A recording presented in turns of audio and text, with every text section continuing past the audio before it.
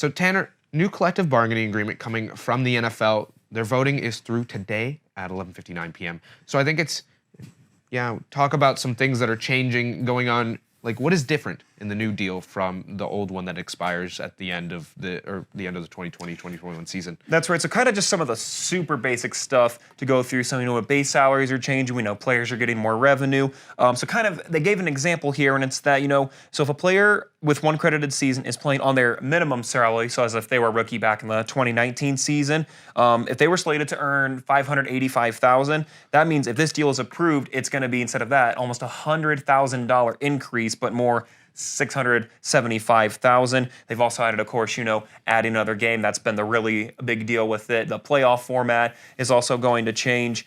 Now players can miss as many as 5 days in the offseason program, and they can still earn the full off-season workout hours. Training camp, they've padded practices. It was originally 28, now it's only down to 16. And instead of 3 hours, they've limited it to 2.5. And then if a player in the season, if he can't because he is injured, they can still receive all of their salary cap for up to $2 million. And then a bunch of other really big rules, but kind of those are some of the ones that, to me, are especially stick out when we were kind of talking about this. But obviously, a lot could change as they go through this, as you said, by the end of today. So one big thing I think is coming is the way they're going to discipline drugs. So, or discipline and drugs. So, if this deal passes, there would be a new discipline officer. So there would be a neutral person who would make the initial decision on, breaking of rules and such, and then either party, so either the NFL or the player, could appeal that decision, and then it would go to Commissioner Roger Goodell for final say. So in the current CBA, the way it works is Roger Goodell makes all the decisions. Yep. And I think this is interesting to add a new neutral discipline officer who can kind of set some preliminary decisions, and then, of course, if someone appeals, which happens quite a bit under the current system, then Roger Goodell would end up making the final decision, which makes a little bit more sense to me. And I think the other big thing is drug testing. So you can't, there would be no longer suspension for positive tests of marijuana. So maybe it's a fine now. I'm not 100% sure how that's going to work, but no suspension anymore, which would be huge for some players. Yeah, particularly definitely. like the one that comes to mind is Josh Gordon. Absolutely, yes. Yeah, and then there would be only during the first 2 weeks of training would there be testing. So, I don't know what that means for things like steroids and other performance-enhancing drugs, but only testing during the first 2 weeks of training camp, and the threshold for a positive test goes up, so you have to have more in your system now under this new proposed one. There'll be some changes to the performance-enhancing drug policy, but one big one: if you're caught for driving under the influence, automatic 3-game suspension. Yes, that's right. I'm assuming that's barring other factors involved. Like, I'm assuming if you're just pulled over, but so not 100% sure about that. That's a big one, I think. But the money is also huge one.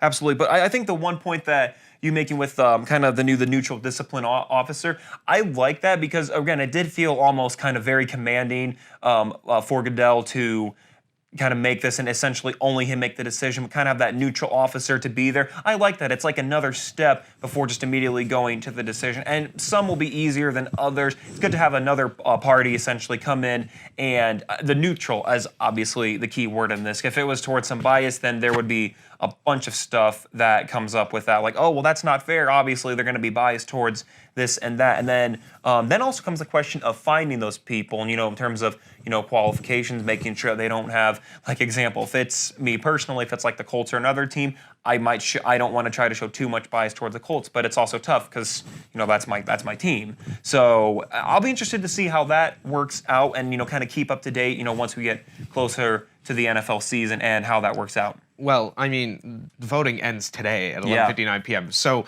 we'll know by the end of today if this passes. I mean, you'll wake up tomorrow morning with the news. So I think it's huge that this is happening. The 17th game is a big one. that's the one I think players are going to get stuck on the most is that 17th game. They're adding a few things to kind of counteract that. 2 more active roster spots, like you already touched on, 5 days allowed to miss, and then obviously a few other things. But revenue sharing is pretty good, pretty big. So currently players get 47% of that. So if this passes in 2021, they would get 48% of the revenue, and then it would change in 2023 to 48.5, and then it could go all the way up to 48.8% of revenue once you take into the fact that they're adding media kickers. So if the NFL signs bigger media deals, they would get more money, and then so things like that could make it almost a 50-50 split. Not quite. I mean, the owners would still get a little bit more, but like that's huge. That I think in a way the structure of it that players would get 48.8 could get all the way up to 48.8%, almost 49% of the revenue from playing in the NFL. Like that's I think a really big one also. And then I guess with all of these, by the end, it does also come down to, finding out tomorrow or whenever they officially let everyone know how it goes, and then how this will be implemented once it's a little bit before the season, and then in the actual season, how those changes affect players, affect coaches, affect teams. So that'll be interesting to see once we get to that point in the season.